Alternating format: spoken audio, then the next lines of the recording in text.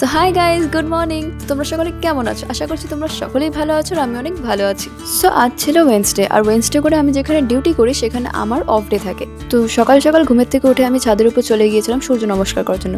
তারপর দেখি মা আর দিদা মিলে দুজনে মিলে আলুর চিপস বানাচ্ছিল হোমমেড। আর এর মিডিলেই আমি দিদার সঙ্গে একটু মজা করছিলাম। পান খাইলে অটোমেটিক লিপস্টিক হয়ে যায়। দেখি পাউট কত, আরে এটাই চলবে।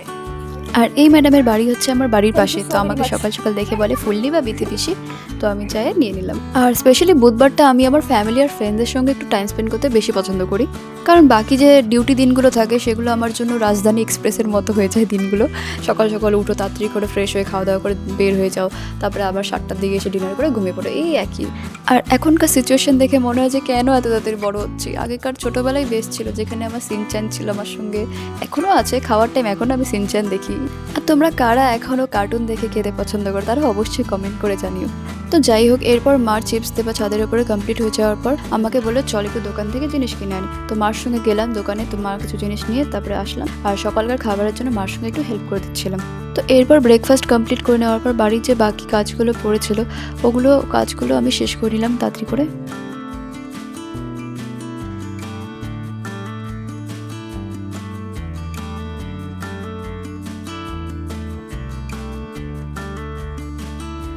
বাড়ির কাজগুলো কমপ্লিট করে নেওয়ার পর মাকে আমি বলেছিলাম যে আজকে দুপুরের রান্নাটা আমিই করব। তো মা বলে ঠিক আছে করে নিস। তো তার আগে আমি আগে ফ্রেশ হয়ে নিলাম। ফ্রেশ হয়ে নেওয়ার পর আমি দুপুরের রান্নাটা স্টার্ট করে দিলাম। টু বি অনেস্ট গাইস, এখন আমার রান্না করতে গেলে মার হেল্প লাগে, কারণ আমি এখনও প্রপার শিখিনি। তো লাঞ্চের জন্য বেশি কিছু ছিল না, জাস্ট ডিমের ঝোল আর এক ধরনের শাক আর ভাত করা হয়েছিল। তো দুপুরকার সব কাজ কমপ্লিট করে নেওয়ার পর একটু রেস্ট করে নিলাম। তো এরপরে বিকালের দিকে আমার একটা দিদি ভাইয়ের সঙ্গে প্ল্যান হলো বের হওয়ার। তো এখানে আমি রেডি হয়ে গেলাম বেরোনোর জন্য। আর বাড়ির গেট খুলতেই আমি যা দেখতে পেলাম আপনারাও দেখুন, এই যে দুইজন মহাশয়া বডিগার্ডের মতো বাড়ির সামনে একদম শুয়েছিল। তো একজন তো উঠে চলে গেল, আর একজনের আদরের দরকার ছিল, আদর পেয়ে গেল।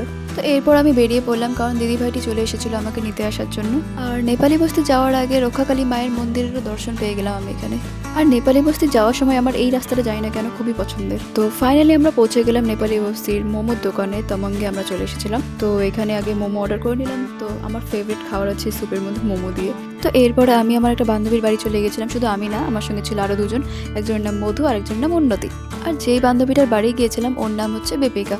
তো ওদের বাড়ির পিছনে একটা সুন্দর লোকেশন আমি খুঁজে পেয়েছিলাম, তো আমরা ছুটে গেলাম ওই লোকেশনের মধ্যে। আর চারদিকটা শুধু দেখো, মানে এত সুন্দর পরিবেশটা, সবুজ সবুজ, তার উপর দিয়ে পাখিগুলো চলে যাচ্ছে, মানে অসাধারণ ছিল লোকেশনটা। তো বেশিক্ষণ থাকা গেল না, কারণ সন্ধ্যা হচ্ছিল, বাড়ির জন্য রওনা দিলাম। তো এরপর বাড়ি যাওয়ার পথে আমাদের পাড়ার যে মন্দিরগুলো ছিল ওখানে একটু দর্শন দিয়ে গেলাম, কারণ সবসময় আসা হয় না। তো বাড়ি যেতে যেতে প্রায় সন্ধ্যা হয়ে গেছিলো। তো বাড়ি গিয়ে ফ্রেশ হয়ে আবার মাদের সঙ্গে একটু আড্ডা দিয়ে ডিনার করে ঘুমিয়ে পড়েছিলাম। তো এই ভিডিওটা এখানেই সমাপ্তি হচ্ছে। তো দেখা হচ্ছে নেক্সট ভিডিওতে, বাই।